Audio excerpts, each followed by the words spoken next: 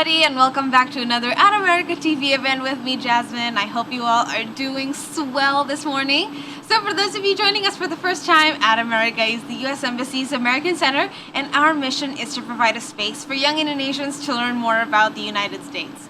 We have temporarily moved to a digital platform, so you guys can still keep up and enjoy all of our events at the comfort of your own home. So for today, we will be discussing U.S. Alumni Talk with EducationUSA at America. But before we begin, I would like to share with you guys some information that At America is having a giveaway as continuation of our 10th anniversary celebration and part of our Black History Month celebration in February. We're actually having a giveaway for you guys. So we will tell you guys how you guys can participate. So what you guys can do is you guys can make a poem, not more than 10 lines, that is based from an African American that inspires you.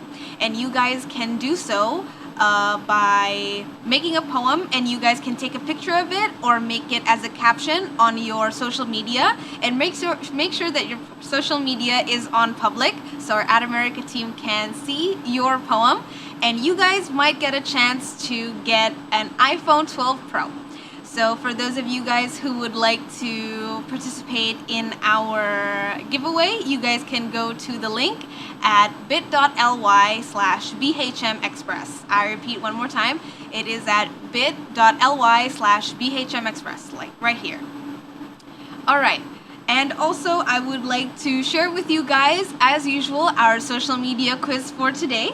So the question is, the United States of America's Vice President Kamala Harris attended a historically black college or university, or HBCU, in 1986. Which university did she go to? Is it A, Howard University, B, Spelman College, C, Hampton University, or D, Xavier University of Louisiana?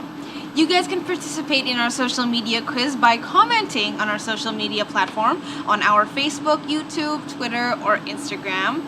And for those of you who got the answer correctly, you will get a live shout out from us at the end of the program. And for those of you joining us on Instagram, don't forget to make an Insta story and tag us at AT America to share with everybody that you're having a great time with us this morning. Okay, so let's start the event. I would like to invite our moderator for today, one of our Education USA advisors here at America, Vina Alatas. Silakan Kak Vina. Thank you so much, Jasmine. Hello, everyone. Good morning. Welcome back to At America TV. If you were here with us last night. Hi, my name is Vina. I'm one of the advisors for Education USA based in At America, and I'm in At America. Very excited.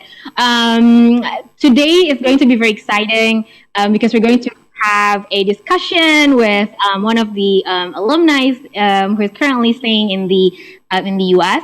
But if this is your first time, I would like to say hi first. And definitely, I would like to shout out to everyone who is watching this session from so many different platforms, because we are here right now not only via Zoom, but we are on Facebook, we are on Twitter, we are live on YouTube and Instagram. You can also watch us from the At America's website, atamerica.org.id. But of course, if you want to join the crowd, we are here right now in Zoom.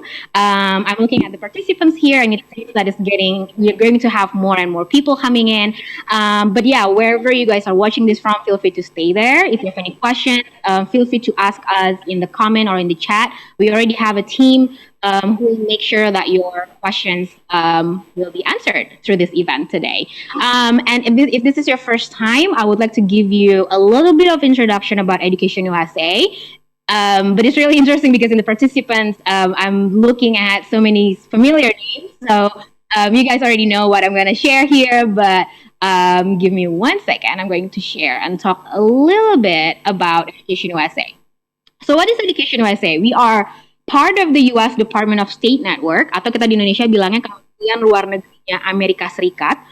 We have over 400 international students advising centers in more than 170 countries. So as you can see here, we are basically all over the world. And what we do as advisors here in Education USA, we assist everyone who wants to study higher education in the US. So higher education means bachelor's, master's, or PhD. Or di Indonesia kita bilangnya S1, S2, dan S3. And all of our services are free of charge. I know it sounds too good to be true, but I'm telling you guys, it is true. So in Indonesia, we have 8 centers with a total of 10 advisors. So we have 2 in Jakarta, one at the US Embassy, and then the other one is, of course, in America. We also have 2 in Surabaya. We have 1 in Medan, Malang, Makassar, and Banda Aceh. So as you can see here, we have a lot of centers. We are covering the whole country, pretty much. So if there is no education as a center where you live, you don't have to worry about it. You can basically just reach out to the nearest center, or now that you are with us here in EducationUSA America, feel free to reach out to me or my colleague Santika, that I will call her up in a second. So we provide you with 5 steps. So the session today is pretty much the same with what we have last night, but the guest speaker today is, pretty much like, have more experience because she already graduated and stuff. So, but basically we're going to cover the whole 5 steps if you do have the time. So, but this is also part of the EducationUSA service. So we have step 1, which is research your options. So for example, you know that you want to study in the US, but you don't know where to start. Then step 1 would be, the time when we have a lot of discussion going on, very basic questions and what have you. And then we can move on to step 2, finance your studies, because it's equally important. You definitely want to know more about the funding options for us international students especially, right? And then once we pretty much figure that out, we can move on to step 3, which is completing your application. A lot of things going on here is very technical. So for example, we can take a look at your essay, take a look at your resume, if you have questions about standardized tests, and so on. And then once you submit basically all the documents, you're going to give some times to hear back from the universities. And then when you get accepted, you can move on to step 4, which is applying for your student visa. So EducationUSA, we guide you on the visa as well if you have some questions on that. And then last but not least, step 5, that is prepare for your departure. If you have any questions, anything related to before you depart to the US, feel free to ask us, basic questions like how to find housing, how to open a bank account, the first few things that international students need to do when they got to the US, and so on. All right. So as you can see here, we assist you every step of the way. So meet with us. Again, there are 2 advisors in EducationUSA America. My name is Fina, and I'm going to call up Santika in a second. The advising hours are pretty much the same with when we were still before the pandemic.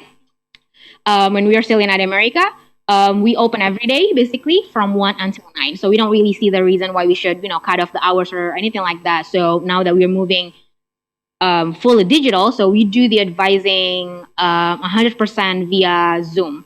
So I leave you the Zoom ID here, and Santika can help me share with you the link so you can save it, and then it's next time you can just click it. All right, so the advising system is first come first serve. So technically you don't have to make an appointment like, hey Fina, can I see you on, let's say, Monday at 7? Well, technically if there is no one in the room doing an advising with me, and I'm not doing anything else, maybe like I'm on my email or anything like that, I can let you in. But if I'm currently in a session or I'm currently in the middle of something, like answering emails or something, and then I see you coming in, I will give you like a quick chat and then telling you, hey, give me 1 second, or hey, I'm currently in a session, feel free to wait. All right. So you can basically just come in. Or you can email us first. If you don't feel like just jump into Zoom and see Santika or myself, you can email us first to our email center. That is jakarta.atamerica@educationusa.org. And like I said last night, if you're here, we're very excited because we actually see more and more and more new prospective advisees reaching out to us. So we urge you, if you haven't done so, no pressure, but feel free to reach out to us, and then we can, set up a one-on-one advising session. And a lot of people, sometimes just email us, introduce themselves, and then you can we actually, in fact, I just checked an email this morning, and then we had someone from who attended the event last night, and then she said that, hey, I would like to see Fina, and then I will, I have not gotten back to this person, but I will write her back. So feel free to do that as well through this email. Okay. So today is basically the last event for February, so I'm very excited that we get to close the EducationUSA event in February by having a discussion with an amazing alumni. I have a lot of questions, and I hope you do too. And then we're going to kick off the month of March by having one of the our monthly sessions, that is the building strong CVs and resumes, as well as anything that you need to know about letters of recommendation. This is part of step 3, very technical. So if you have not joined this session in the past, or maybe you want to join again, feel free to do that. We're going to have it on March 4th at 6:30 on Thursday. And then, pretty much similar to today and yesterday, we are going to invite again another current student, Meliana Ulfa. She is one of my advisees. Her story was amazing. All of the guest speakers that we have invited always have amazing stories. So Meli basically failed so many scholarship providers, but it didn't stop her to actually keep trying, to the point where she got a GRA position, graduate research assistantship, and basically the campus waived all the tuition. So this is pretty much similar to when we invite Tita Ristanto. If you still remember, we had a couple of weeks or a month ago. Pretty much the same. So if you want to know more about like some possibilities, receiving funding or tuition waiver from the university, you definitely want to join this session. And in fact, the guest speaker today, we're going to ask about these questions as well, in terms of like the tuition and everything. All right. So it's going to be on March the 5th on Friday at 6:30. So Meli will connect with us all the way from Texas as well. And then March 18, my favorite topic. This is also part of the monthly event, how to write a statement of purpose or personal essay for U.S. universities. We actually see a number of recurrent audiences attending this session for a couple of times. So if you have not done so, we urge you to also join the session, especially if you want to know more about writing essays and everything, because as you may already know, or maybe you have not known about this, but the number one service, I would say, that people really use when it comes to EducationUSA, specifically here in America, is that essay review.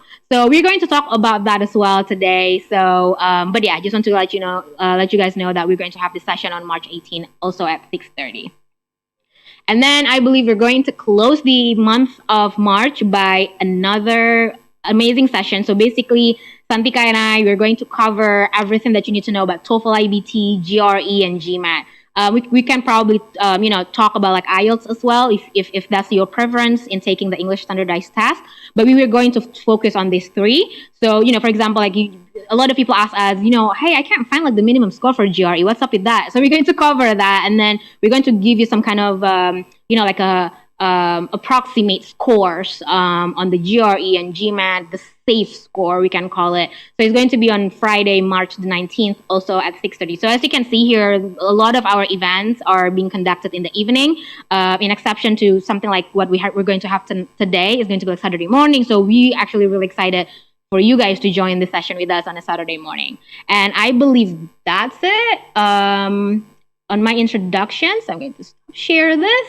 And I would like to say hi to my colleague Santika, and as well as the speaker today, Zaskia Putri, who is connecting with us all the way from Washington State. Hi Santika, hi Zaskia. Hi Zina. Thank you so much for the introduction. And of course, we are very excited to close this month with our event today with Zaskia. And we are very, very grateful that Zaskia is making the time, karena di situ sekarang lagi malam ya. I don't know what time. Jam 8 ya, Zaskia, 8.19? Jam 8.19, benar. Yes. On a Friday evening. Yes. Exactly. And so you're spending your Friday weekend. Yeah, Friday night away. But yeah, thank you so much for the enthusiasm, and we hope to learn a lot. Dan aku yakin audiens kita yang nonton dari platform manapun bakal excited to hear your journey. And I think today kita bakal lebih kayak ngomongin journey-nya Zaskia dari mungkin kayak tadi Vina bilang ya, Vin, dari from like the step 1, like how maybe you decided that you want LLM and everything like that. So yeah, dan tadi udah dititip pertanyaan sama salah satu tim di Amerika. Vina jangan lupa ya nanti tanyain ke Zaskia, how can Zaskia bisa jadi a lawyer in the state of Washington. Terus aku bilang kayak, of That's course, also my that's already my question. That's one of the Yes. reasons why I invited Zaskia in the first place. Yeah. But then I also definitely want to know more exactly the journey, because, you know, the timeline and everything. I think that would be really, really helpful for everyone who is watching this session here in Indonesia and everywhere else, basically. So yeah, Zaskia, thank you banget. Like really, really excited. We've been in touch for couple of months, yeah, and glad that we finally find the dates to do this.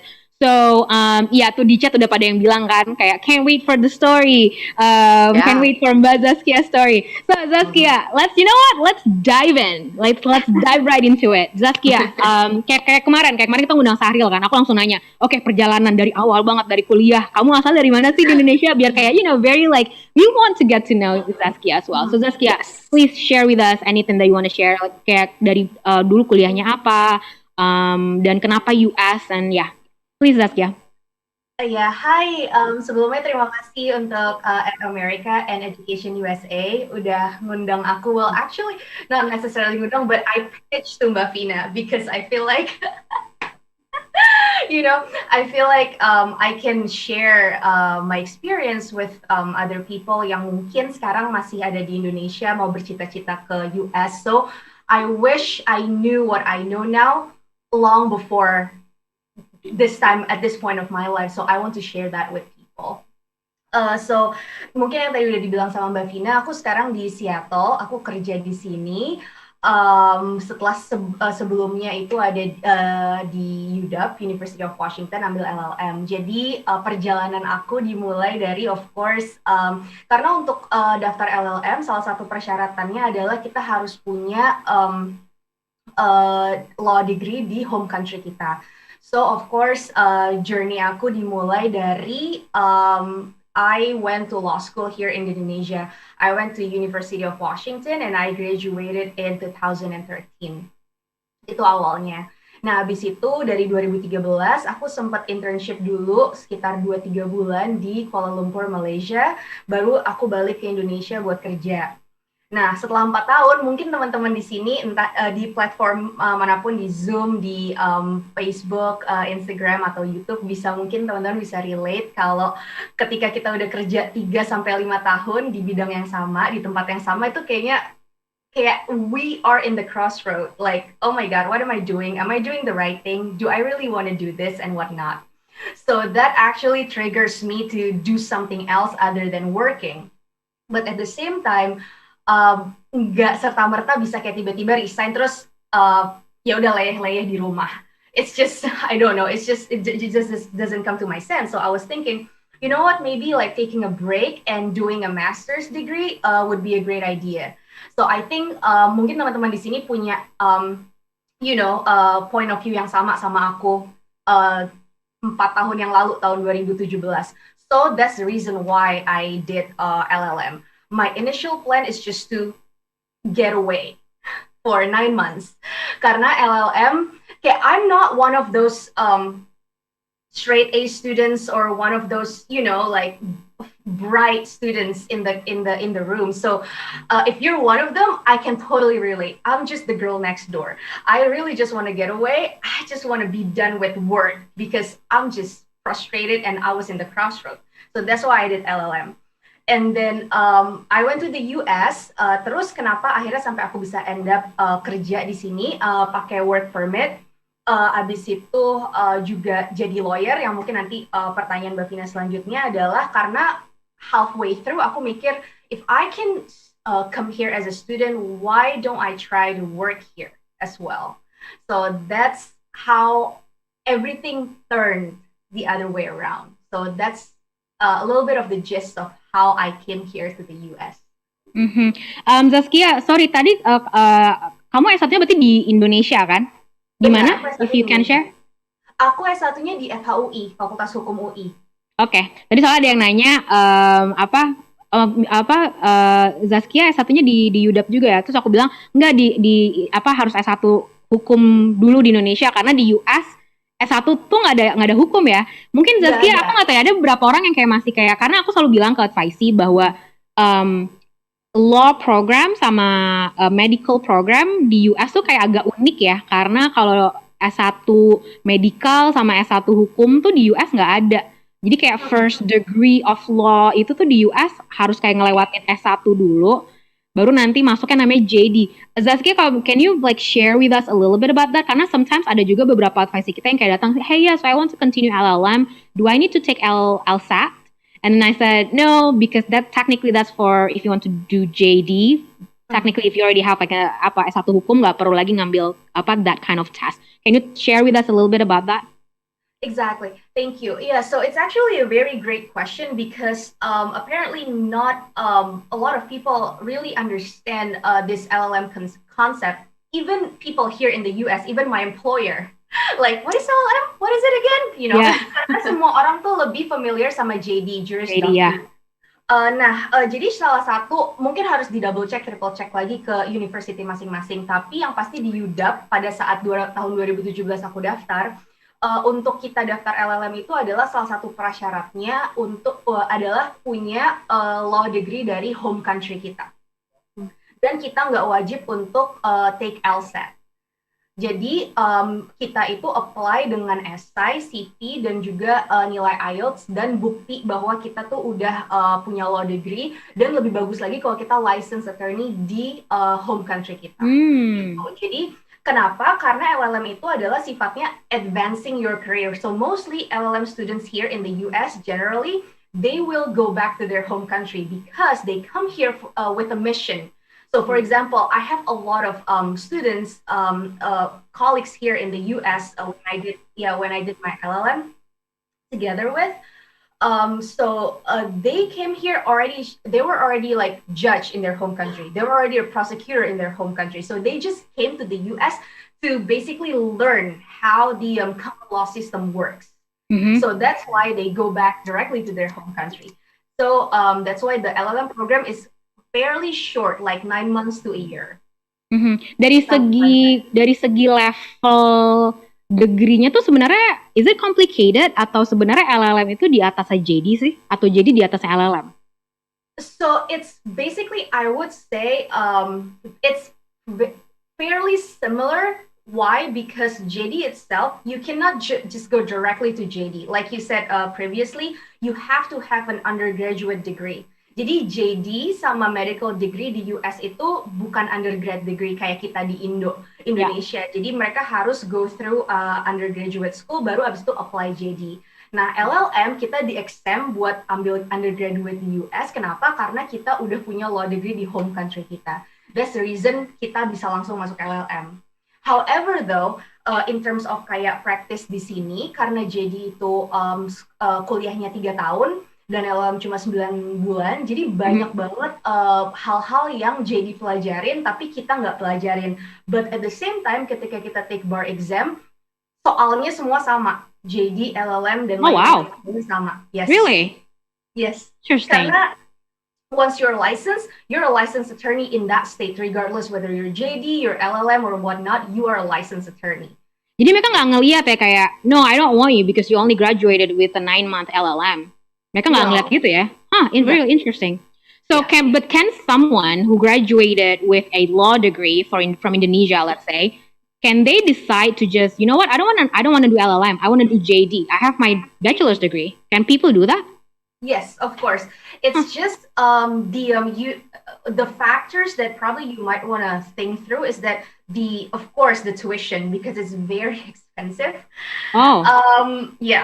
Especially JD is a 3-year program, and law school, med school, those kind of schools here in the US is very expensive. MBA too.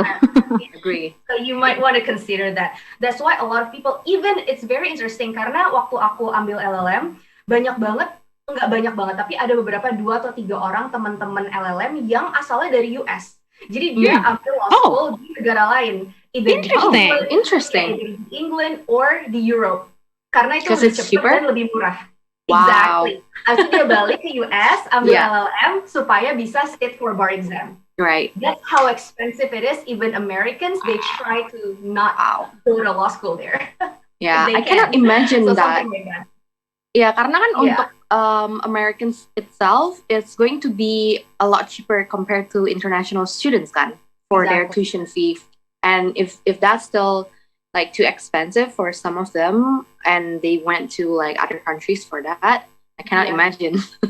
Yeah, But yeah, so, yeah, that's very interesting. Yeah. Jadi di sini kamu kan emphasize that we need a law degree from kayak our country, regardless of wherever we are from kan. In this case kan kamu dari Indonesia, jadi kamu S1 di Indonesia jurusan hukum.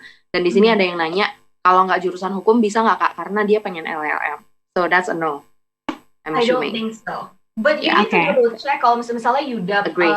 Salah satu, and this is not paid endorsement, this is purely based on my experience.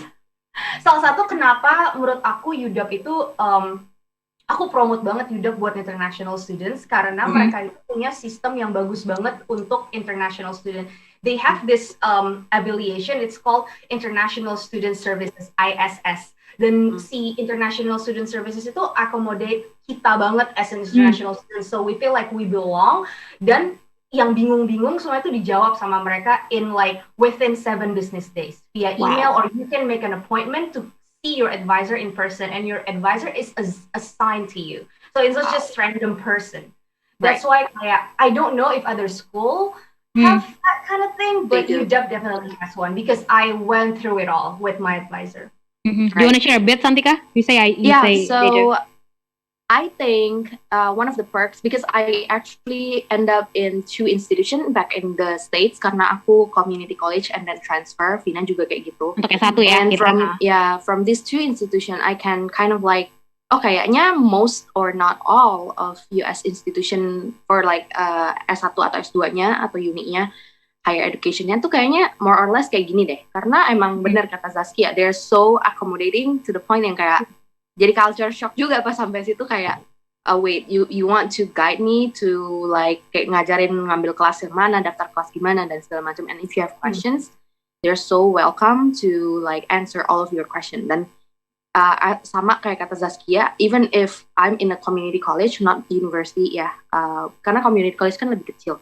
And they also have international student office yang emang dedicated untuk international students, dan advisor kamu juga di-assign gitu. Walaupun bukan satu advisor satu student, but it's like they know the ratio, kayak satu advisor ini mau pegang berapa gitu, berapa students. And when I go to university, it's also the same. It's not UW, but they also have the similar or not same facility and accommodation. And I'm assuming kalau Vina mau nambahin from your experience juga, Vin, I think it's more or less the same juga ya. Kita di-accommodate banget ya. So it's really interesting karena sebenarnya kayak Zaskia di State of Washington, terus aku sama Santika kita nggak S2 sih, tapi kita dulu S1 di State of Washington juga. Ada jadi ada di US ada sistem untuk S1 kayak kita mulai dulu di namanya community college and for 2 years, and then for the last 2 years you can basically pick any kind of university that you want across Indonesia. Santika stay in the State of Washington for the whole 3 years ya. Santika finish early banget. Kalau aku pindah ke all the way to East Coast, so I transferred to University of Maryland. But it's actually really interesting coming from Zaskia mentioning that UW kayak segitunya banget nge-cater international student. Aku agak beda sih di University of Maryland. Sebenarnya sama-sama public school, sama-sama large public school kayak UW, tapi I want to say that the service from like the international student service, I mean it's good, no doubt, but it's just like I think they have like kekurangan orang, jadi kayak like they don't really cater every like international students needs. But yeah, it's interesting knowing that UW has that. I have tons of questions because kita agak jarang ya San, jarang ngundang speaker dan obrolannya tuh tentang hukum. Aku tuh sampai to the point yang I've been with EducationUSA for a while, dan baru kayak couple of days ago the country coordinator for EducationUSA kayak nanya, hey kalian dulu pernah bikin event tentang law kan di Amerika? Aku bilang oh ya dulu sering gitu. Kalian punya PPT-nya nggak? So aku bilang kayak, no, PPT-nya selalu dari Unirap, karena aku tuh belum berani sampai sekarang. Kayak for whatever reason, aku tuh kayak nggak berani ngasih presentasi specifically on law, because it's just kind of like you need to be very careful. Kayak tadi Zaskia ngejelasin kayak JD, and all that stuff. And actually, my next question would be, Zaskia, why should we here in Indonesia do a LLM in the US? Is it because LLM is not just like we study like the law system in the US? Karena kan sistem law Indonesia kan sebenarnya beda sama US kan. So why should we It study is, in the US? Not like, kita kan biasanya orang kayak mana ke Belanda gitu yeah, kan. So can you talk a little bit yeah, about that? it is actually a very great question because I asked that to myself before I went, right?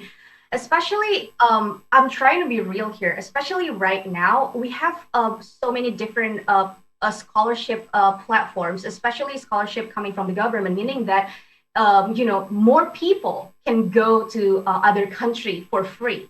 So the bright side is that it enables people to like achieve further education for free. But on the other hand, as a law graduate, you need to be careful as well to see how you want to see your life in the future. Because if there are more and more LLM in that country, in Indonesia, for example, then you're not gonna stand out. Like 10 years ago, for example, kayak mungkin aku bisa kasih contoh, um, uh, partner aku di law firm aku yang dulu, yang sekarang kebetulan Ibu Dini Purwono sudah jadi staf khusus presiden. Jadi dia dulu partner aku di law firm, aku dimentorin sama Ibu Dini Purwono. Well, 10 years ago, Ibu Dini Purwono adalah salah satu penerima scholarship Fulbright dari Harvard University. Dan 10 tahun yang lalu, 15 tahun yang lalu, oh my God, it really stood out from the crowd, right? Fulbright, Harvard, and a woman, you know what I mean? Tapi kalau kita compare sama sekarang, Fulbright atau scholarship yang lain, LPDP and whatnot, itu udah ngasih lebih banyak lagi scholarship ke orang-orang. So, LLM itu dari Amerika terutama udah nggak sespesial dulu 10 atau 15 tahun yang lalu. Seperti itu. Jadi, long story short, short answer for kenapa sih kita harus LLM ke Amerika? So, you need to ask yourself, kenapa? Karena kalau cuma untuk gelar aja, it's not as special anymore compared to 10-15 years ago. Karena sekarang udah banyak banget scholarship yang kasih kita it's a good thing, kasih kita kesempatan untuk bisa ke luar negeri secara gratis. Tapi on the other hand, if you look at it from different angle, makin banyak sarjana-sarjana LLM yang akan balik ke Indonesia. So, you're not going to be as special as you were if you did it 10-15 years ago. So, like, that's why, it's also the reason why I decided I tried my best to stay here, because if I go back, I would probably, be seen as one of those LLM graduate from America, because it's a lot already. Gitu. However, though, why we need to go to US for LLM, it's because we study civil law and law is changing. We now deal with a lot of cross-border transaction, especially with startup companies and whatnot. We need to know how this common law works, especially ketika kita dan ini juga salah satu aku quote dari Mbak Dini Purwono, karena aku dikasih tahu ini sama Mbak Dini sebelum aku ke Amerika. Ketika kita ke Amerika dalam waktu yang 9 bulan atau 1 tahun, itu nggak bakal bikin kita lebih pintar dari sekarang. Yang bikin kita beda dari teman-teman lain di Indonesia adalah pengalaman kita belajar sama orang-orang yang nggak kita temuin setiap hari. Absolutely. Orang-orang dari negara-negara lain. So, itu adalah sesuatu yang mahal. Jadi nggak bakal bisa kita tiba-tiba kita lebih pintar dari yang lain, karena itu semua berjalan sesuai pengalaman kita. Tapi apa yang teman-teman kita nggak dapat dari orang yang belajar di Amerika adalah pengalaman untuk belajar dari teman-teman dari seluruh negara lain. Kenapa? Karena Amerika, as you know, it's a melting pot. Semua orang dari seluruh penjuru dunia itu ke Amerika. So that's exactly what I learned from my LLM years. In terms of knowledge, of course I learned, especially for my bar exam. But on top of that, I think I couldn't even pay it with my tuition, is I get to know these people from all around the world, a judge from Africa, a prosecutor from Japan, stuff like that. Like I can't know them without doing this LLM in the United States. So that's like the most expensive experience that I got. Wow, that's really great how you say it. Yeah. Zaskia, is it kalau kita mau ngambil di luar US, misalnya kayak I don't know, like Europe or whatever, itu gelarnya apa? Abis S1 LLM juga? Oh, Iya. Jadi interesting. LLM itu kayak general degree for master student untuk law. Okay. Mhm. Okay. Wow, very interesting. And okay, so my next question is why specifically in global business law for you? Yeah, so back again to my first story. Hmm. Karena aku cuma mau getaway awalnya ke US. Dan aku tuh waktu kerja di Indonesia, aku itu practice grupnya adalah merger and acquisition. So global business law really relates to that merger and acquisition karena di otak aku, okay, I just want to have fun for these 9 months and then I'm gonna go back home. So that's the reason why I chose global business law. But other than that, it's also because global business law is very general instead of like very specific to like one particular type of law. So dengan global business law, aku bisa kayak ibaratnya mungkin kalau di Indonesia kayak belanja kelas-kelas gitu.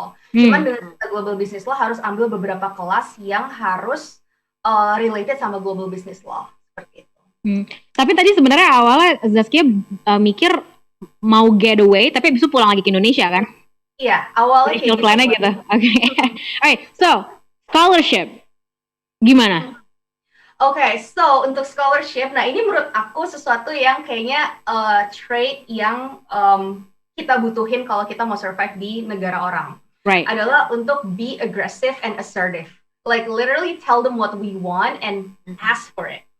Jadi kayak scholarship itu bukan sesuatu yang kayak di-glorify sama UW. Itu bukan sesuatu yang di-advertise banget sama UW. But kayak I did my research and then I looked at, oh, there's this thing like called tuition waiver. What is this? I don't even know what that was.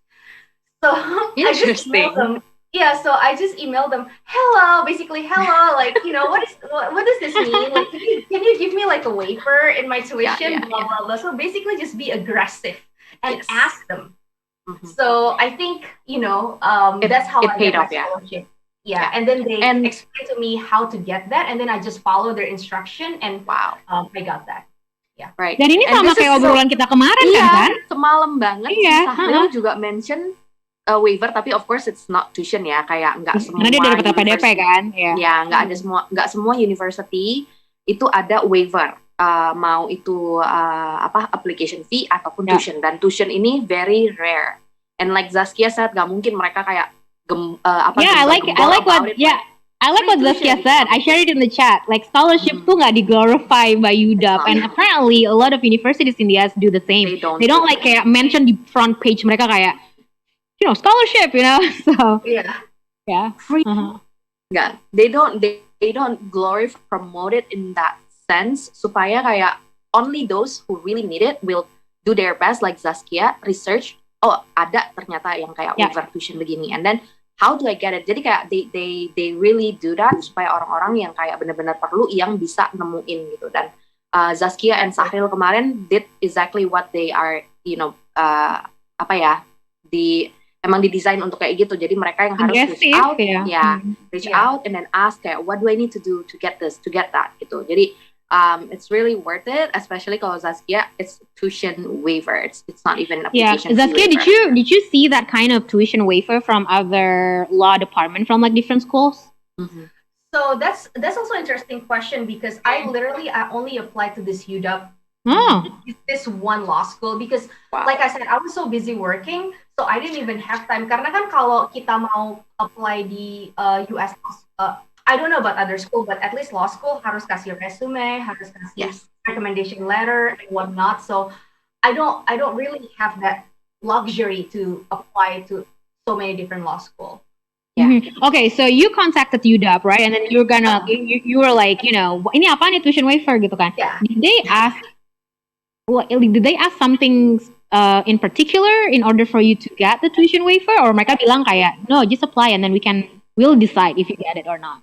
Like how does that work exactly? Yeah, jadi mereka, aku sebenarnya lupa ingat ya karena udah hampir 4 tahun lalu. Tapi seingat aku adalah, of course I asked them, ini maksudnya apa sih? Kayak how do I get this? Terus mereka get back to me dengan kayak, oke, ini tuh maksudnya ini. Kalau kamu mau dapet, kamu harus lampirin ini. Nanti kita review.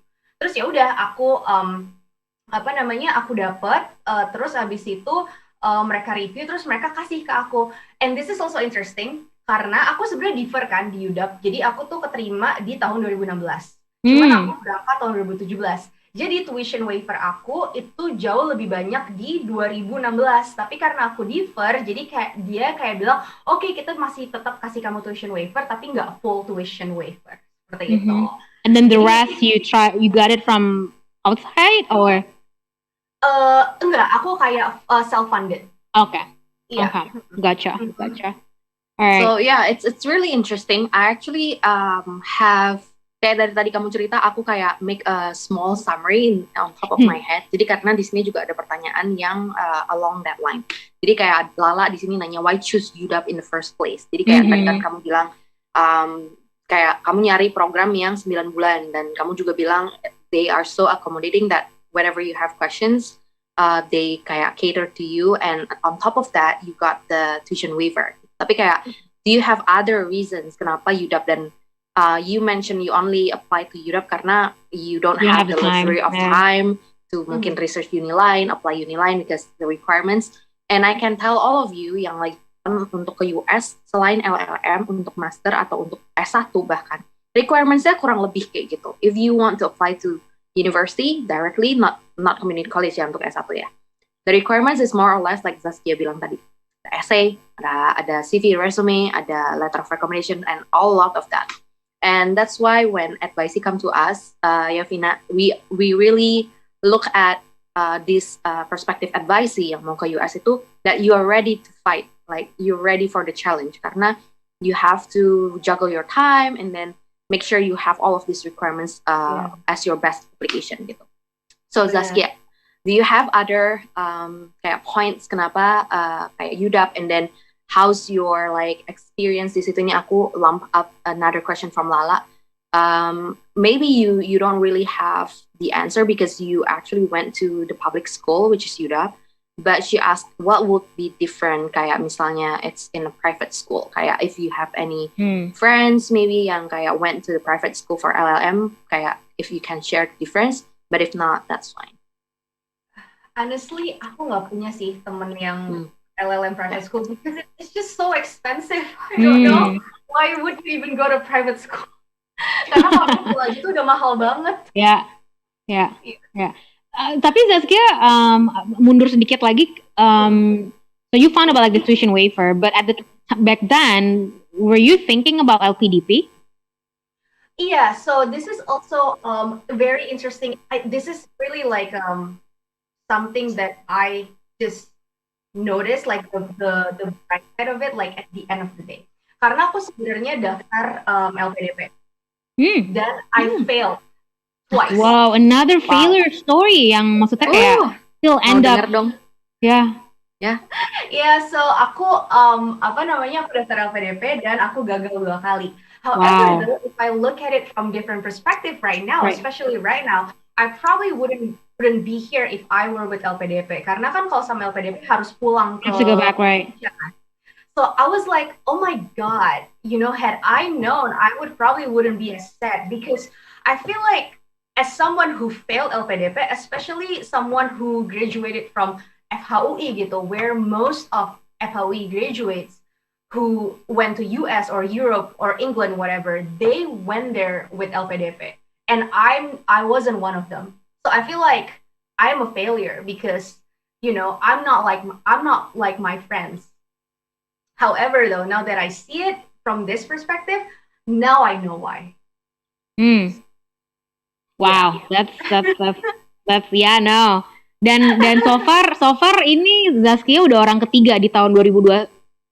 Orang kedua. Nanti kita akan ada yang bulan depan Meli. Orang ketiga so far yang bakal kita undang buat ngomongin other type of funding. Dan kenapa aku tadi mention LPDP? Because at least di sini di EducationUSA ada Amerika.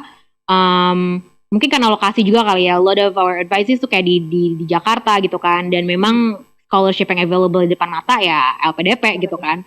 But then completely agree with you, maksudnya kayak ada beberapa orang yang kayak failed and everything. But then aku kayak pengen juga mulai start to share to a lot of us here that hey look, there are actually some type of other funding. They don't really call it scholarship, but exactly like what you had, Zaskia, is a tuition waiver, right? Usually. Yeah. It's not the end of the world, and you just need to pay attention to look closely because it's Yeah. there. Yeah, and aku agree banget sih with Zaskia. When you are not using government type scholarship, kita tuh nggak terikat, right? Dan the beauty of doing education USA, the beauty of doing education in the US, especially if you got an F1 visa, is that we got the OPT, which is optional practical training, where basically under the student visa you are allowed to work for 1 year for 12 months after you graduate. 2 year plus if you're STEM, yeah, for the science, technology, engineering, and math. So it's going to be it's interesting. So Tita yang kita undang bulan lalu, ternyata sebenarnya aku pengen mau ngundang Tita, Zaskia, sama Melly in one event. But then I'm like, wait, hold up. You know what? I think each individual will have different stories. So aku ngobrol sama Santika, kita bikin sendiri-sendiri aja deh. Akhirnya udah kita pecah nih. Jadi kemarin Tita, this one Zaskia, nanti Melly. Tapi ini menarik banget karena Tita, basically kalau Tita posisinya sama kayak Zaskia sekarang, udah lulus, and then sekarang kerja. Tapi Tita dia di STEM. Jadi dia dapat tuh yang si OPT++. Kalau LLM gimana, Zaskia? So sekarang ini agak technical ngomongin visa kali ya, which is I think it's really interesting. Kayak my brother also sekarang dia di working visa. I think we can kind of like touch upon a little bit about that. Tita kemarin juga bilang dia udah di working visa. How about you? So after you graduate, you did the bar exam, which I put a note. I want to hear more about bar exam, by the way. But I'm looking at the time. Okay, we still have time. So Zaskia, talk a little bit about after lulus itu masuknya apa? OPT atau langsung dapat ya. Kita punya OPT juga, cuman 1 tahun aja. 12 months. Okay, got it.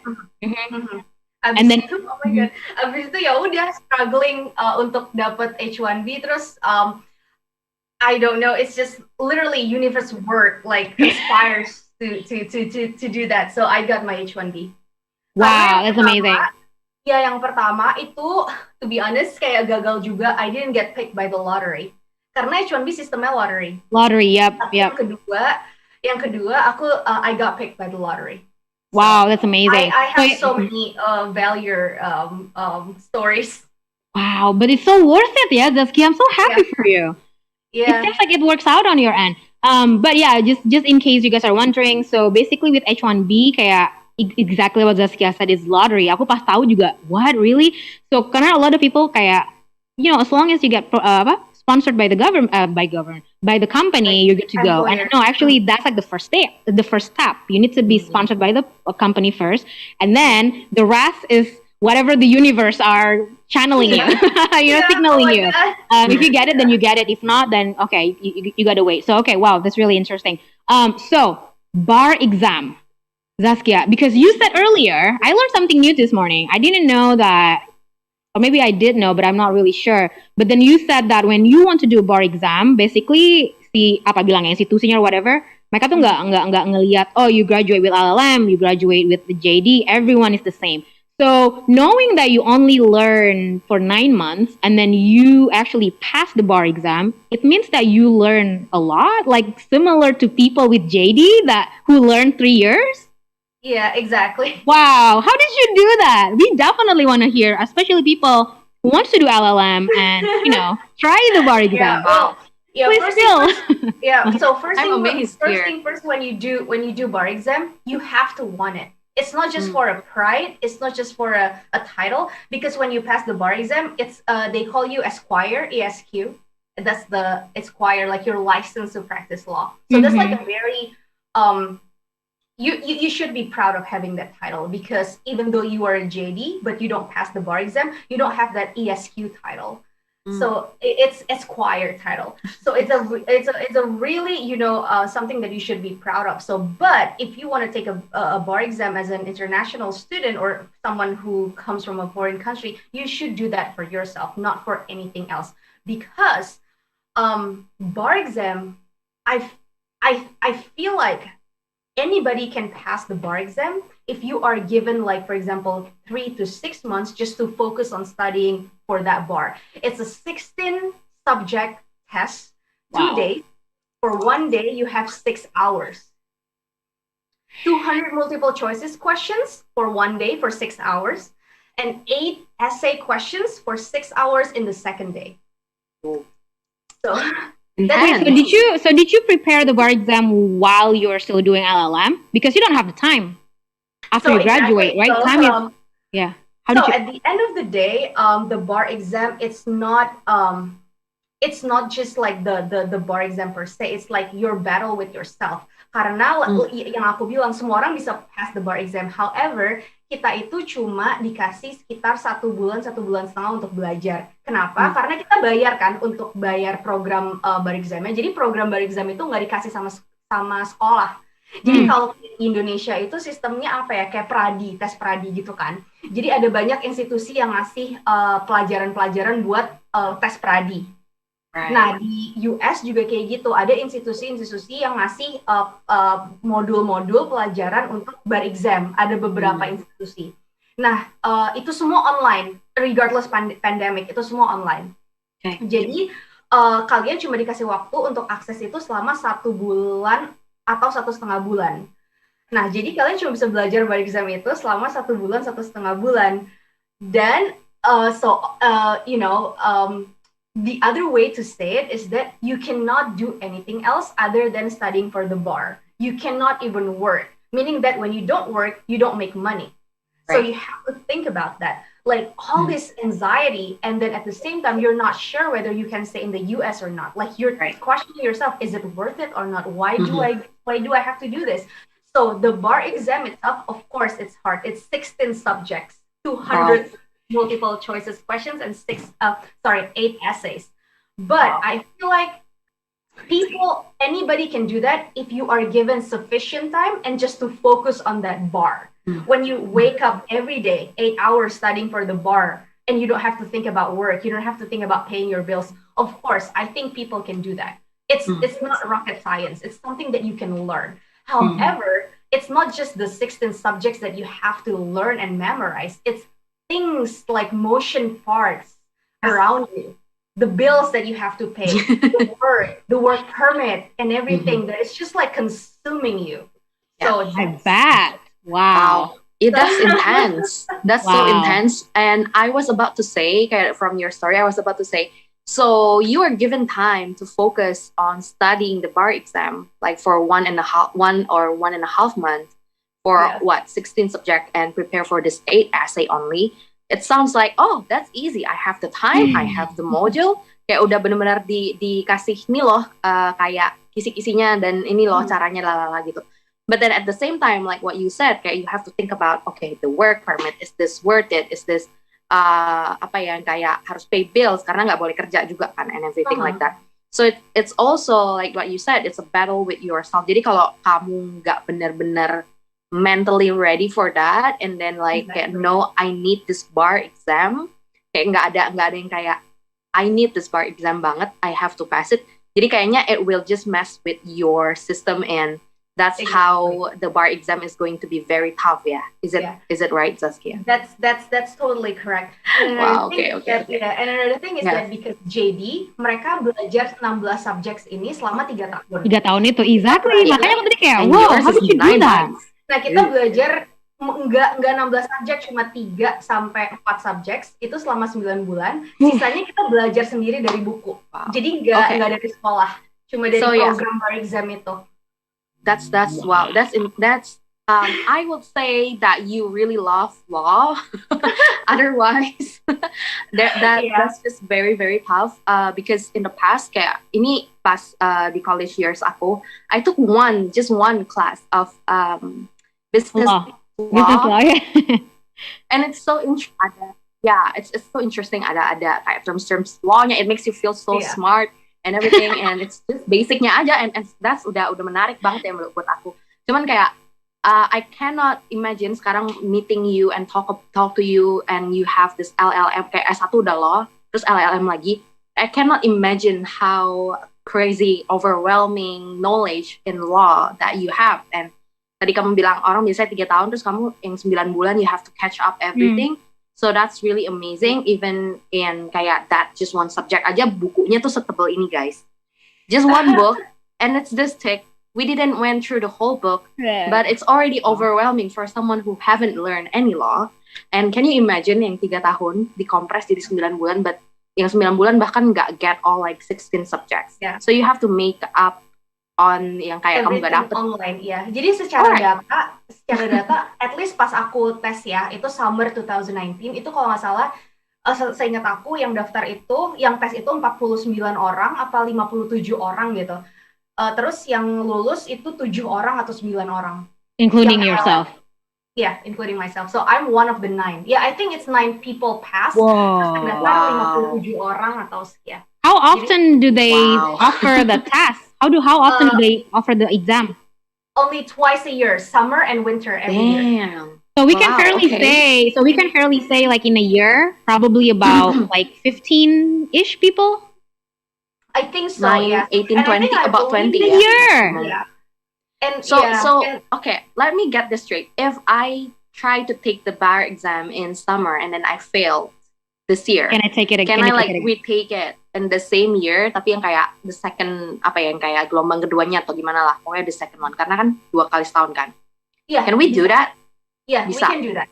Yeah. But then you Okay. gotta pay for like the whole module again, and then Yes, exactly. as Karena an cuma international. open, exactly. Karena cuma open 1 bulan, 1,5 bulan itu. Is it Right. expensive? Terus Yeah, I pay the first. Can I mention the price here? I think. yeah, sure. So yeah, I'm just. But it's trying to technical figure- question. Like we want to Yeah, know. Yeah. So the first time I pay for 5,000. Just for the module. Whoa. Okay. Berapa? Sorry. 5,000. About Okay. 5,000. So being an international student, not like the locals or residents, you gotta think about, okay, kalau I fail this, and if I want to retake this, I gotta have that funding again, and then I gotta be able to stay in the States legally, right? Exactly. Without, jadi kayak, wow, the pressure Karena is so bearing in immense. mind, being in law field, you only have 1 year of OPT. You don't have like 2 years plus Yeah. like. Tapi Tapi betul itu waktu 1 pas year? dia lagi persiapan si bar exam dan actually did the bar exam, itu OPT-nya jalan berarti? Iya, OPT jalan. Jadi kamu harus tetap MD employed kan sama salah satu syarat OPT kan harus punya employer kan. Yep. Ada yang employed. Dan oh my god, bless my employer. Dia tetap hire aku tapi statusnya adalah on leave. Oh, that's Oh, nice. wow. That's so nice. Is it the So, same firm that you're kayak currently on? Gitu. Is it the same firm?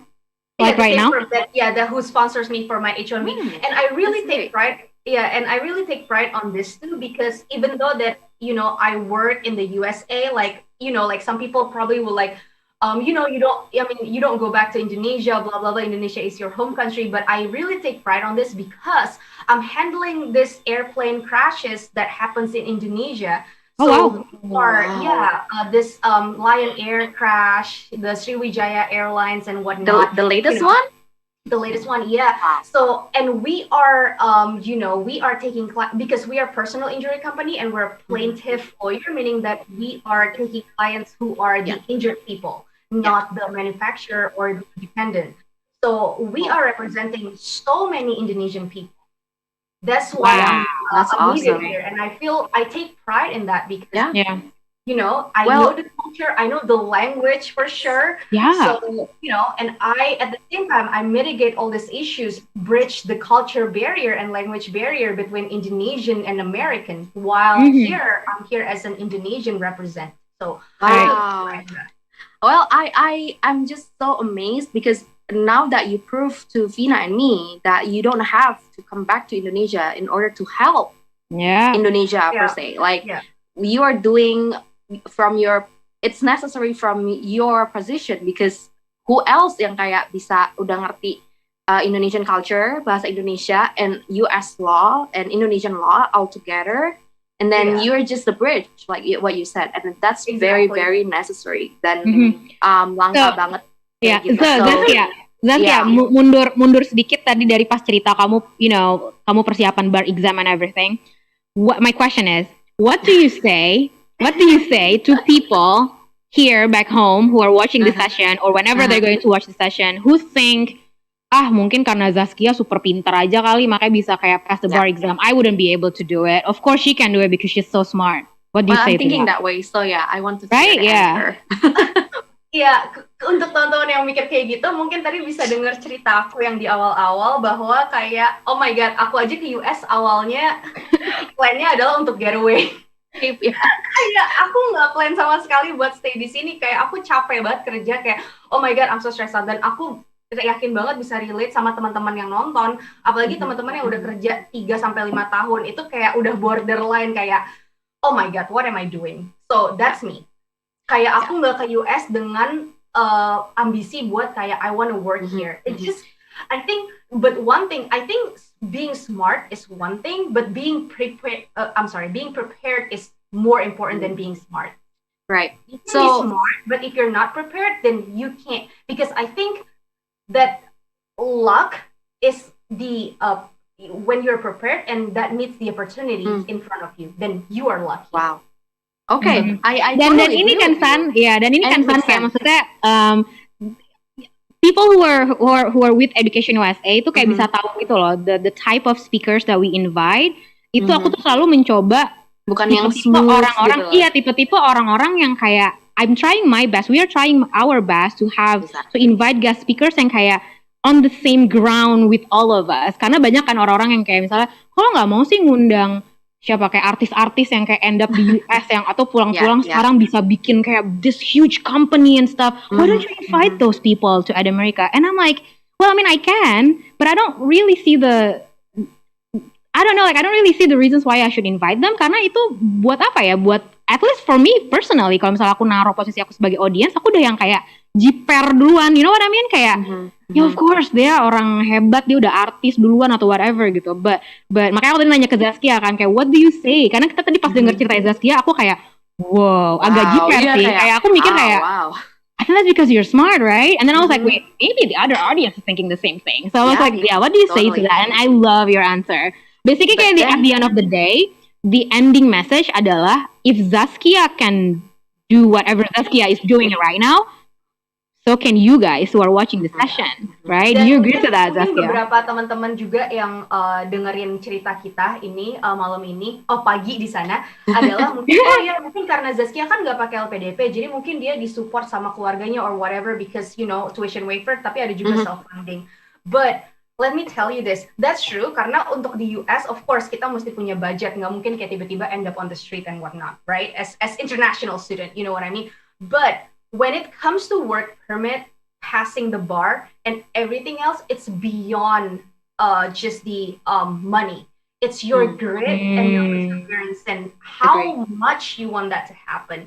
Especially when I was waiting for my H-1B result, like I didn't know, like no matter how much money that I have, my employer has, my family has, it doesn't matter. Doesn't matter, yeah. Yeah, if you don't win the lottery, if you don't win the lottery, you don't win the lottery. You go back home. You just don't get it. You just go back, lottery right? is one thing, and then the application itself, and then it goes through is another thing. You put your life in the U.S. government. And there's nothing. Yeah. No money. There's nothing you can do about it. Kayak udah submit, all you can do is just pray, and I don't know what will happen, right? But Zaskia, just one really interesting thing that I want to ask. Kayak kamu kan, kayak tadi kamu bilang, it's you don't know this, you are going to be that serious because awalnya kamu emang cuma daftar because aduh I'm so tired of work and I need something new, right? Like an escape and all that. But what is changing you sampai kamu kayak udah selesai 9 bulan di situ LLM and then you are like, I want to, you know, have this bar exam. I want to, you know, this and that. Gitu. Jadi kayak what's along the way atau kayak what's your trigger sih sampai kayak okay, I want to stay here instead of yang kayak tadi kamu bilang kan kalau kamu balik ke Indo paling karir kamu cuma gitu-gitu aja karena banyak yang udah LLM balik ke Indo. But aside from that, like I'm sure there's something inside of you yang kayak I want to do something atau kayak I want to be different atau apalah gitu. And then here Henry also asked something yang berhubungan banget dengan bar license and I think a lot of people can learn from this. Hello Zaskia, did you obtain a bar license to work in the firm there? Because you mentioned kamu awalnya kan OPT and your employer berarti you are already employed and then you just get the bar exam. Jadi in order for you to get a job in the first place, pas habis dapat LLM itu berarti nggak perlu bar exam. You don't have to pass a bar exam. Yeah, okay. So the first question about gimana caranya ada dua pertanyaan kan ya, si passing the bar exam, Yeah. hubungannya sama employer sama gimana change switch plan dari yang kayak cuma pengen get away sampai ada stay. So again I think it's one thing menurut aku yang bisa di-share ke teman-teman semua di sini, yang makanya aku bilang kenapa aku reach out ke Mbak Vina awalnya untuk Mbak Vina, ayo dong kita bisa nggak sih bikin event supaya kita bisa share. Ini yang aku pengen share ke teman-teman supaya teman-teman tahu apa yang I wish I knew long before now. So untuk stay di US itu nggak segampang itu. I mean stay after school ya. Kalau school kan of course you're under F1, but stay after school nggak segampang itu. Jadi kalian harus plan semuanya in advance. Kayak literally kayak quarter ini mau ngapain, abis itu mau ngapain, abis itu mau ngapain. Jadi semuanya harus di plan dan harus di follow through plannya. Jadi pas aku decide untuk nggak balik ke Indonesia, itu nggak cuma sebulan 2 bulan sebelum aku graduate, tapi itu adalah seminggu 2 minggu atau kayak hampir akhir-akhir di quarter pertama. Jadi aku udah decide itu dari quarter pertama. Nah, dari quarter pertama itu aku udah plan, oke, gue mau stay di US, gue harus ngapain nih? Pertama ini. Jadi semua itu udah di plan dari long before I graduate. Itu kayak lesson learn yang kalian mungkin bisa kasih note di notebook kalian untuk dilakuin kalau kalian mau stay di US. Dan itu dibintangin. Dibintangin. Yeah. Karena itu penting And banget.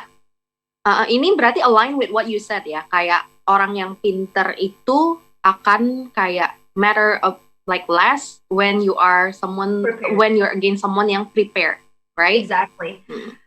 Terus masalah aku di-employed, nah itu it's a great question. Karena waktu aku di-employed, aku belum pass the bar exam. I was just a student like fresh off the law school, and I was just, hello, can you hire me? And then seriously, and then I was so lucky. Again, like I said, I'm lucky because at that time when I applied, there's this plane crash happened in Indonesia, JT610, JT60 Lion Air yang kejadian di Jakarta Pangkal Pinang tahun 2018, tapi aku di-hire 2019 kan. Nah, mereka kayak, I don't really care what your background is. You speak English, you know the culture. Okay, we'll hire you. But then I'm like, hold on one second. I'm very honored that you will hire me, but I want to stay here. So I need a work visa, and I am a law graduate. So after this, I still want to work with you. So I will pass the bar exam, and after that, you need to continue hiring me because I just don't want to stay here because of this case, something like that. So that's when I know I'm prepared because I know that I'm going to take the bar exam, which I failed, then I retake it again, you know. So that's when I said, luck is when the opportunity meets you being prepared. Yeah. And on top of that, berarti if I can summary what you did is basically kamu strike for, you try to get an opportunity and then they want to give it to you, but then you tell them that, look, I don't only want you to give me this, but I also want to try to give it back to you by get past this bar exam and work with you again, because I don't see this as a short-term thing. Jadi kamu juga, in a way, you give them your value that, okay, I want to stay with you, so I need this from you, like your support in mungkin kayak yang kayak tadi kamu bilang yang kayak pas kamu lagi belajar bar examnya, they give you what the leave, unpaid leave and whatever. So that's I think it's a very good strategy, and maybe not a lot of people out there will kayak kepikiran gitu loh, kayak nggak kepikiran kan to talk that way. Padahal kan kayak kalau orang pada normalnya pas apply kerja as an international student ya, dapat aja syukur gitu kan. Yeah. But then you on the other hand udah keterima, terus kamu yang kayak hold on. I want to. Because like I said, be aggressive and assertive. That's how you make it in life. Wow. Is this okay? Being smart is one thing, but everybody can be smart if they study. Right. But wow. It's not like the secret recipe for you to be successful in life. That's what I think. Wow, that's awesome. Okay, Yeah. I learned so much that And I love, my brain is just I overloading. just said in the chat, aggressive and assertive. I really like. I think it's really nice the way you put it. I think I'm going to actually use that to my future advisees and to future everyone. Just be aggressive. Kita Similar kurang to push like, ya. similar to like when it comes to essay, for example. Kayak aku selalu bilang, be ambitious. Like tell the committee, like what is it that you want to do. But that's the thing. It's not. Do you agree, Zaskia? It's not really like our culture, yeah, to do that, like to put ourselves out there. Karena kita, I don't know, like I feel like our culture tuh mau orang laid back, bukan laid back ya, iya malu-malu gitu kan. But like when it comes to the US, like, and then kemarin You juga, gotta be- yeah. You gotta be out of your this is comfort also zone, something that I never, it's scattered all over the place. But when I was like applying for school, when I was like struggling here, I don't really find it on Google. But this is based on my experience, and I think this is like a true story. Is that American dream still exists? You know, people out there is like, oh my God, it's just so hard. But let me tell you, like, American dream still exists, meaning that when they said, things can happen in America, things can happen in the United States. That is true if you work yourself towards that goal. Because I think the difference between America and Indonesia, and please quote me on that. I love my home country. That's what makes me who I am right now. It's just that unfortunately our country is a developing country. So there's still a lot of things that are not as developed, or all the systems and whatnot are not as developed in the United States. And the opportunities is like, it almost feels like, for me at least, if you're not a doctor or a lawyer or a businessman or an accounting or, things like that are very like cookie cutter, you are not, you can't really be that person on top of the list. Where in America, you can be anything you want to be as long as you work towards that goal. So I think that's something that once you land yourself here in America, that's your path to make. That's your journey to make. Because we are not in Indonesia anymore. Anything can happen here if you make yourself, work yourself towards that goal. Like what I did, like who was I? Like, who am I still? Like, I was just like a random girl from Indonesia coming to United States knowing nothing but, hello, I'm here, hire me, I know this, I know that, like, please give me a chance, something like that. Yeah. So if I can do that, I believe anybody in Indonesia can do that too. Yeah, so be assertive. I'm just one of you guys.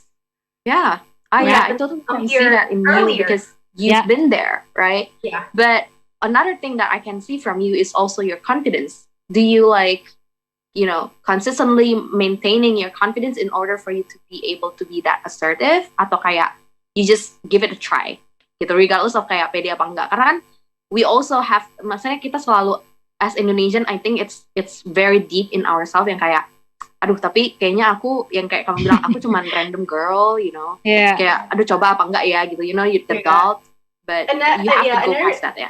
Another thing that I learned from this country, mungkin Santika sama Mbak Vina bisa relate juga adalah here in America you have to ask for what you want. You have to ask for that. So it's not like being demanding. It's just like communicating what you want. Hey, can you do this for me? Hey, can I get this by any chance? Something like that. No, not a hint, but but a request, like request. Yeah, so you have to ask for that. Yeah, so that's what I learned from here. That probably in Indonesia you have to do it in a roundabout way because of the culture. And there's nothing wrong with that. That's why I'm here doing all this airplane crashes cases, because it's just there's much difference of a culture. Yes. In Indonesia, if you're like, hey, can you do this for me? Like people will be like, oh my God, no, it's so cringy. But it's just difference, cultural difference. So I think that's just the beauty and the art of it. So Zaskia, something that I have in mind. So Zaskia back in 2017 to Zaskia today, personality-wise, is it changing? Do you feel like now that you are being exposed living in the States?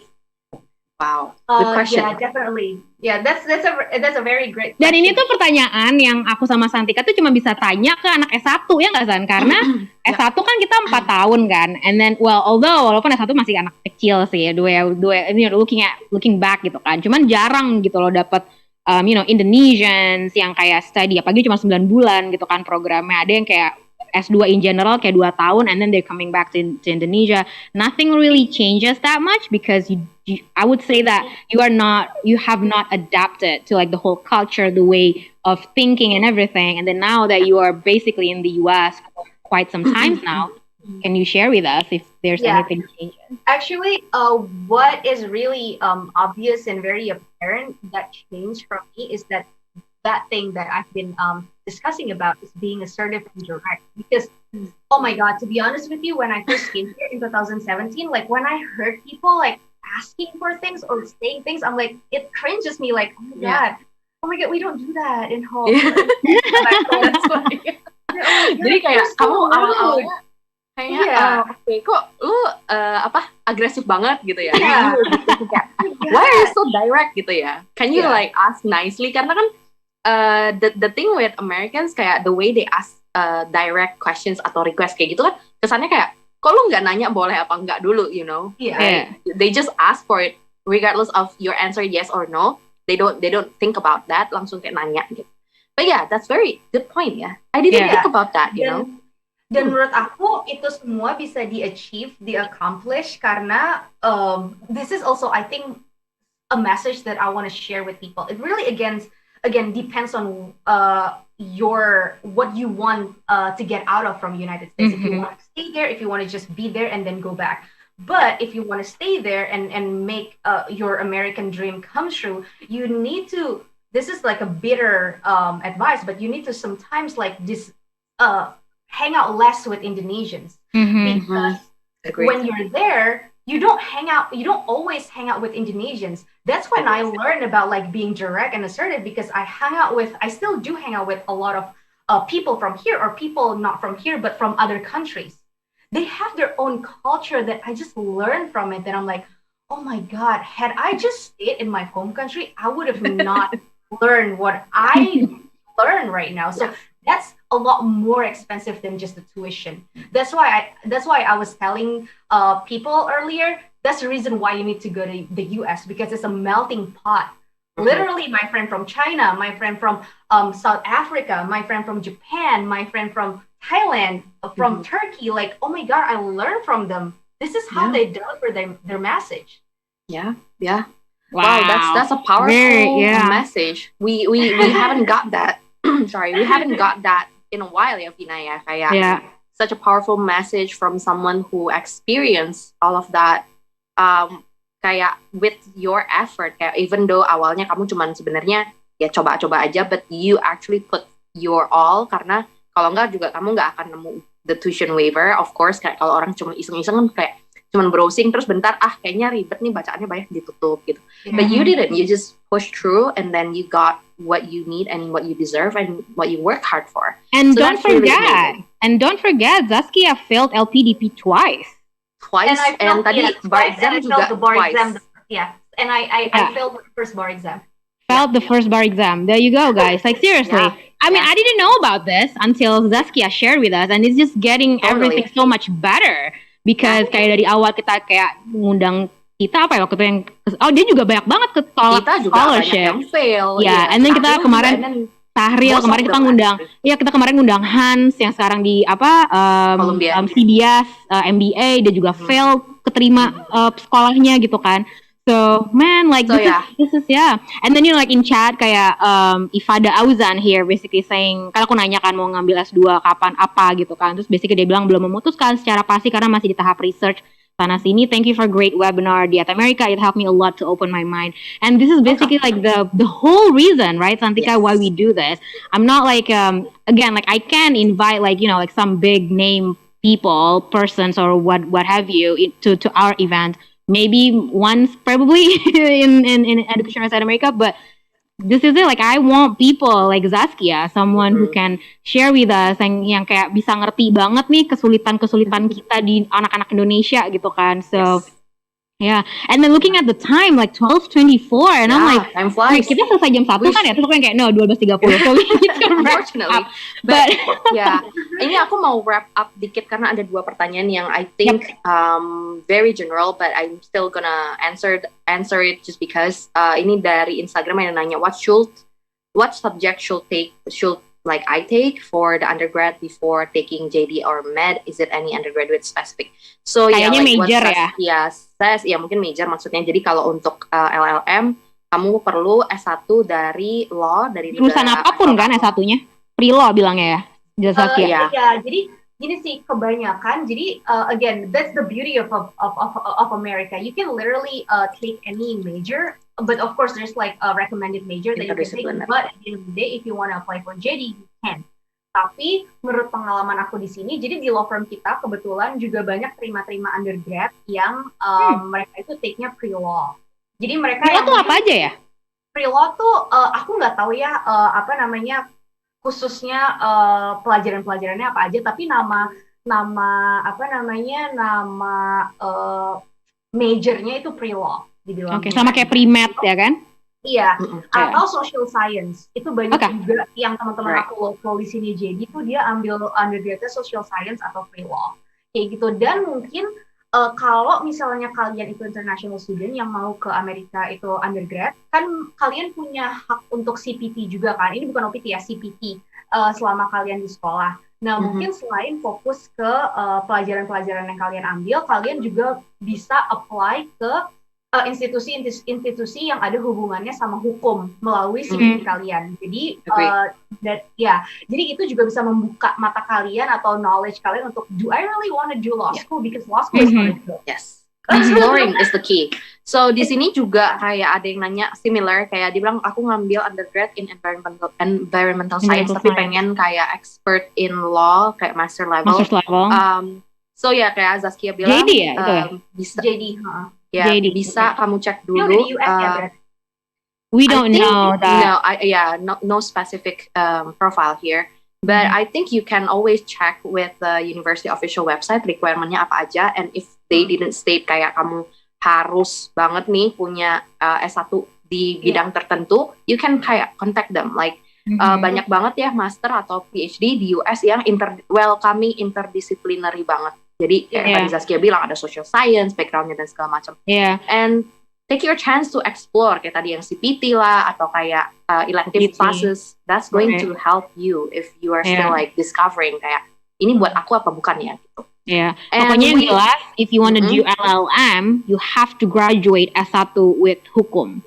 It's no question asked, right? Like it has to be like for math juga kayaknya strict ya, kayak untuk yang benar-benar apa ya?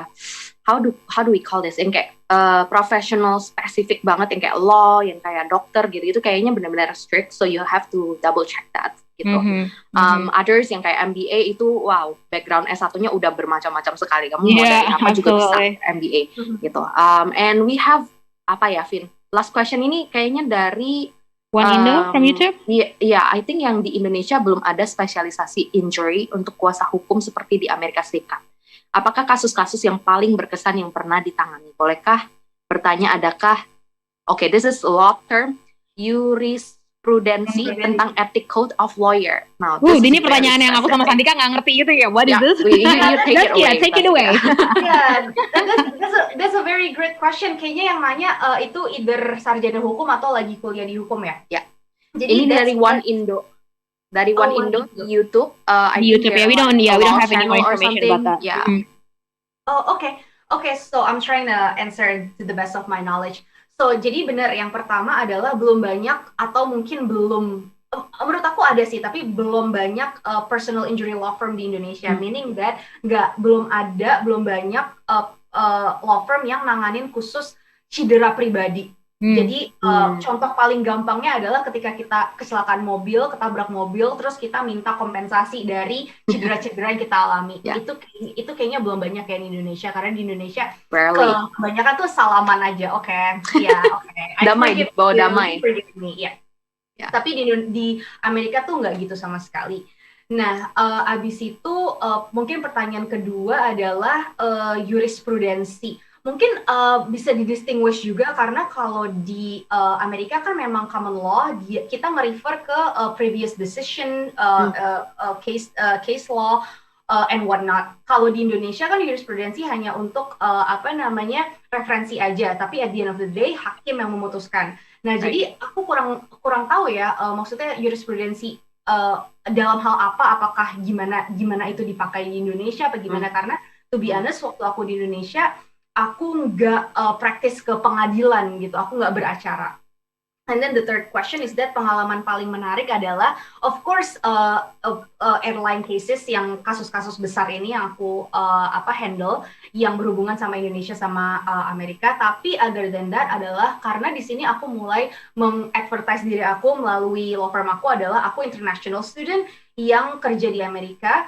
Jadi kita punya klien-klien yang berangkat dari international student. Karena mungkin teman-teman, this is also note to self, karena ketika kalian ke Amerika, apalagi kalau kalian kuliahnya lebih dari 1 tahun, most likely many people they own a car and then they drive, and they get into car accident. So aku punya klien-klien international students dari Indonesia yang mereka involved di car accident, dan aku I really take pride on that, helping them to get fairly and justly compensated for the injury that they suffered. Jadi kita baru settle case sama international student di Amerika, itu sekitar I would say about 20 grand or something buat kompensasinya seperti itu. Jadi kayak it's not just the money that they get, but I feel very proud helping them because I was one of them. I was international, so that's like very interesting experience that I got from this work. You can relate easily. Yeah, sure. They're scared, they're confused. What do? I got hit. Am I wrong? What do I do? Something like that. Yeah, and that's why you are needed there. Kayak kalau orang-orang yang kayak tadi kamu bilang, kamu habis LLM nggak pulang ke Indonesia and whatnot, you are still doing kayak your country a favor, even more dari negara orang lain gitu, which is I think that's harder than compared to kalau kamu balik ke Indo. Well, udah on top of your head lah orang Indo tuh kayak gimana behave-nya dan segala macam, kayak ya udah that's it. But in the States you gotta be extra capable in order to be that bridge gitu. So I think it's really really necessary for you to be there. So please stay there and then wait for us to invite you again. Of course. So yeah, thank you so much, Zaskia. I learned so much, and this is a very good lesson learned for everyone. Mau LLM apa enggak, mau master apa enggak, that your traits, your characters that built you to who you are today, and kayak benar-benar be assertive and kayak reach out for what you need. That's really really important. And of course kayak that whole thing yang kayak you know what you want in the first place juga sih. So yeah, thank you so much, and I'll give it back to Fina.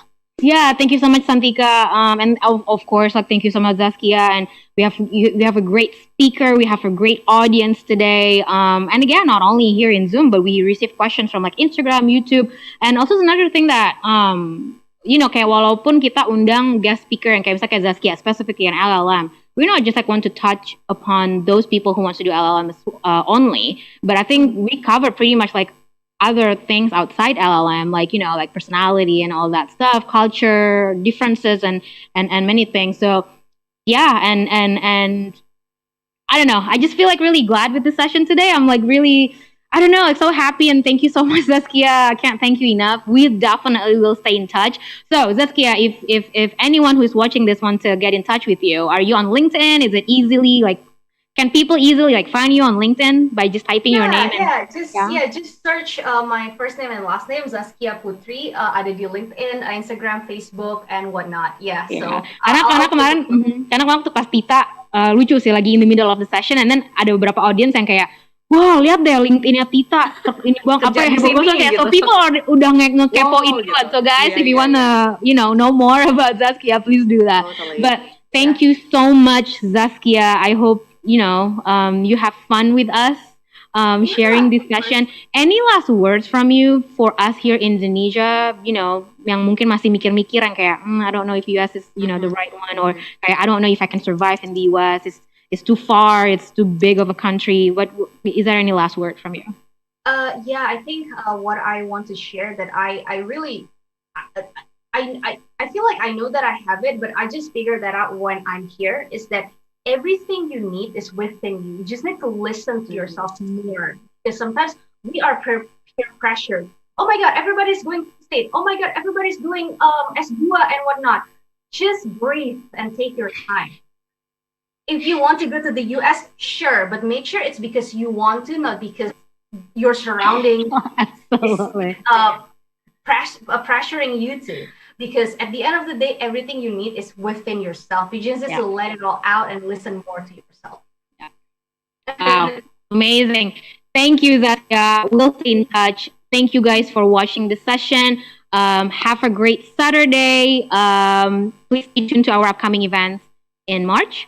And have a good day. Thank you again. And I give it back to Jasmine.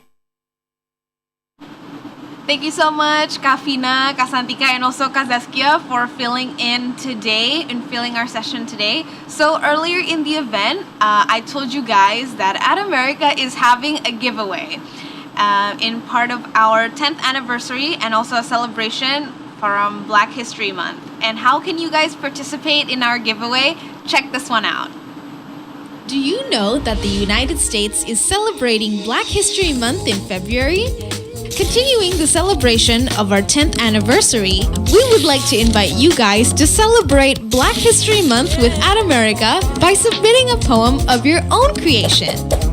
All you have to do is create a poem of not more than 10 lines based on a quote from an African American that inspires you.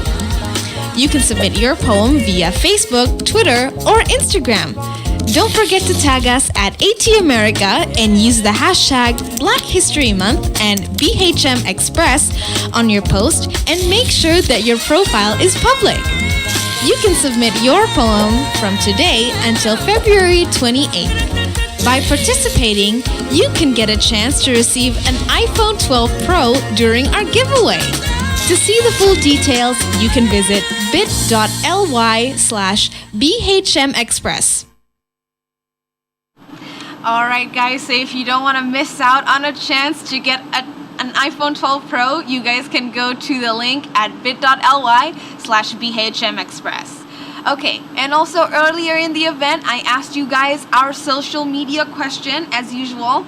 So for today's question, the United States of America's Vice President, Kamala Harris, attended a historically black college or university in 1986.